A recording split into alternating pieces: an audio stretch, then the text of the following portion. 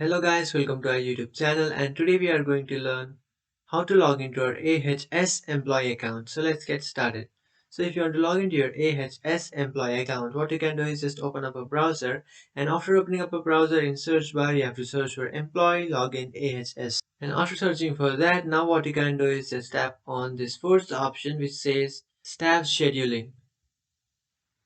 And after tapping on that option, now what you can do is scroll down, and here you can find automated shift call out employee portal. So just tap on this option, and after tapping on this option, now you can enter your username and password. So just simply enter your username and password. After entering your username and password, just tap on login and you will successfully log into your account. So that's it guys, this is how to log into your AHS employee account. If you find this video helpful, don't forget to like and subscribe to our channel. If you have any doubts, feel free to comment below. Thanks for watching.